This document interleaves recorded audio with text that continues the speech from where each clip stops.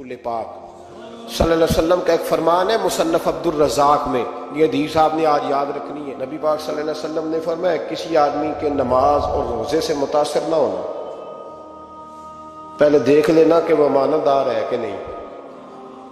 کسی کے نماز روزے سے متاثر نہیں ہونا، پہلے دیکھ لینا کہ دیانت دار ہے کہ دیکھنا لوگوں کی جیبوں پہ کتنی نظریں ڈالتا ہے۔ فرمایا بہت سارے نماز روزے والے دھوکے بازی کرتے ہیں، دیانتی نہ کریں، اپنے عہدے کا پاس رکھیں، اپنے منصب کا خیال رکھیں۔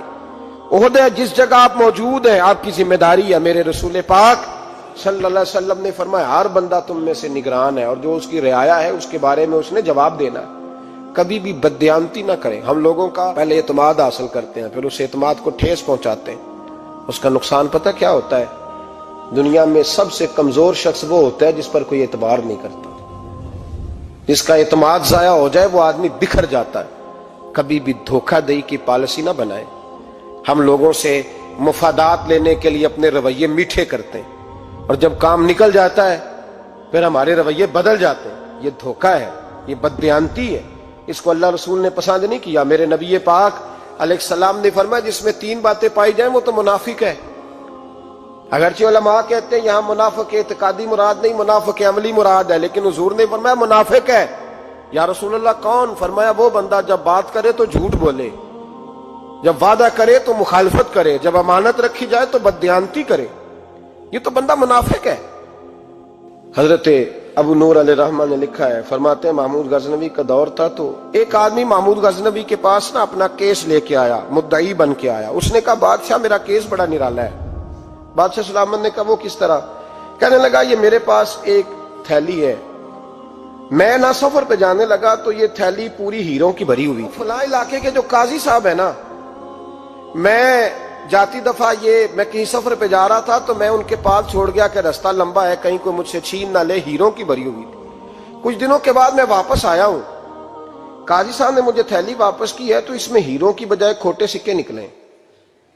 اب میں نے قاضی صاحب سے کہا ہے تو قاضی صاحب تو میرے گریبان تک آتے ہیں، وہ کہتے ہیں بتا کہیں سے پھٹی ہے، کھلی ہے؟ وہ جس طرح ٹانکے لگا کے تو نے سی تھی اسی طرح لگے ہوئے ہیں کہ نہیں؟ تو حضور لگے بھی بالکل اسی طرح ہے، نہ پھٹی ہے نہ کھلی ہے۔ اب میں لٹ گیا ہوں، میری کل عمر کی کمائی ضائع ہو گئی، کھوٹے سکے کہاں اور ہیرے کہاں؟ تو مہربانی کریں، اور آپ کی بارگاہ میں اللہ رسول کے نام پر حلف دیتا ہوں کہ میں ہوں بالکل سچا۔ محمود غزنوی کہنے لگے تو جا، تھیلی چھوڑ جا، اور جب میں تجھے بلاؤں گا پھر دوبارہ آنا۔ وہ شخص چلا گیا۔ محمود غزنوی اٹھے، دربار برخاست کیا، لوگوں سے کہنے لگے چلے جاؤ، میں 3 دن کے لیے سیر کرنے جا رہا ہوں، 3 دن کے بعد لوٹوں گا۔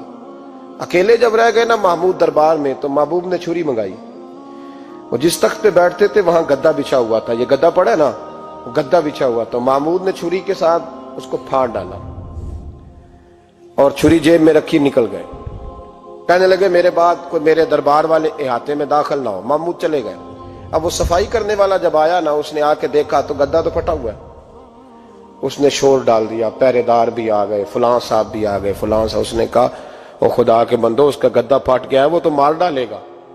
اس نے کہا تھا سوائے صفائی اور نگرانی والے کے دوسرا آئے کوئی نہ، اور یہاں آیا بھی کوئی نہیں، پہلے دن ہی پھٹا ہوا ہے تو لٹکا دے گا سب کو، کیا کرے؟ شور ہو گیا، سارے دربار کے ملازمین اکٹھے ہو گئے۔ ایک بندہ بولا، کہنے لگا فکر نہ کرو، میں کیسے بندے کو جانتا ہوں، اس طرح سیے گا کہ جس نے پھاڑا ہوگا اسے بھی پتہ نہیں چلے گا کہاں سے پھٹا تھا، ایسا بہترین رفو کرے گا کہ پتہ بھی۔ اس نے کہا یار ہم سارے 1 مہینے کی تنخواہ دیتے ہیں، تو بندہ بلا۔ وہ بلا لیا اس کو، اس کا نام محمد رفو گر تھا۔ وہ آیا، اس کو گدا دکھایا، اس کا یار اس طرح سینہ پتہ نہ چلے۔ اس نے کہا فکر ہی نہ کرو، میں بڑا کاریگر ہوں۔ بڑے بڑے کاریگر لوگ نہیں ہمارے ملک میں پائے جاتے، کوئی نشان چھوڑتے ہیں پیچھے؟ بڑے کاریگر کا پیسے ہونے چاہیے، بڑے بڑے کاریگر بندے۔ آپ یقین کریں ایسا فلسفہ، یہ عمرہ عبادت ہے نا، سرکار دو عالم صلی اللہ علیہ وسلم کی بارگاہ کی حاضری بڑی نعمت ہے نا۔ تو سعودی گورنمنٹ نے پابندی لگا دی، خیر ان کی بھی زیادتی ہے، اس طرح کی پابندیاں شریعت اسلامیہ میں جائز نہیں۔ اللہ کے گھر مسلمان جب چاہے جا سکتا ہے، لیکن وہ کہتے ہیں جی 2000 ریال دے جس نے 2 سال بعد بھی آنا ہے۔ انہوں نے پابندی لگائی تو ہمارے ایجنٹوں نے بھی کئی خاص ٹریننگ حاصل کی ہوئی ہے، پتہ نہیں کہاں سے سیکھ کے آئے، انہوں نے بھی رستہ نکال لیا۔ ایک صاحب سے میں نے کہا کہ جناب وہ 2000 ریال لگ گیا تو کیا کرنا ہے؟ کہنے کوئی مسئلہ نہیں، پاسپورٹ نواں بنوا لو، گنجائش ہے، یعنی ہر شے کا حل ہے۔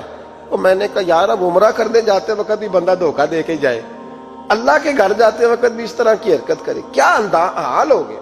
ہر چیز کا لوگوں نے حل نکال لیا، ہر چیز کا لوگوں نے سٹائل بنا لی۔ ایسا نہ کریں، یہ درست نہیں۔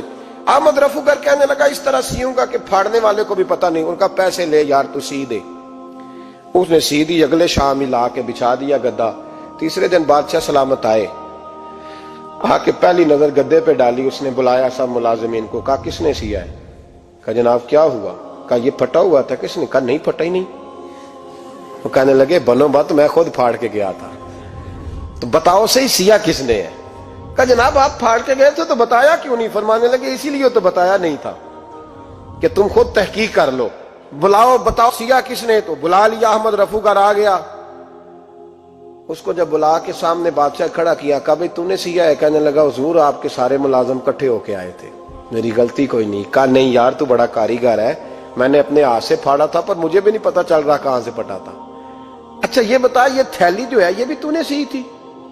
اس نے کہا جی آپ کے خادم کا ہی کارنامہ ہے، وہ فلانے علاقے کے قاضی صاحب آئے تھے، اس میں سے ہیرے نکال کے تو کھوٹے سکے بھرے تھے، تو مجھے بھی تھوڑا سا حصہ ملا تھا۔ محمود نے سارے گواہ بھی اکٹھے کر لیے، ثبوت بھی اکٹھے کر لیے۔ پھر قاضی کو بلایا، پہلے سارے ثبوت اور گواہ کیس حل کر لیا۔ پھر ہمارے ہاں یہ حال ہوتا ہے کہ مدعی 2-3 ہفتے کے بعد خود ہی ہاتھ باندھ جاتا ہے، کہنا تسی میری جان چھڈو، مجرم پھڑو پاوے نہ پڑو۔ وہ کہتا ہے مجھے معافی دو، میں رہا ظلم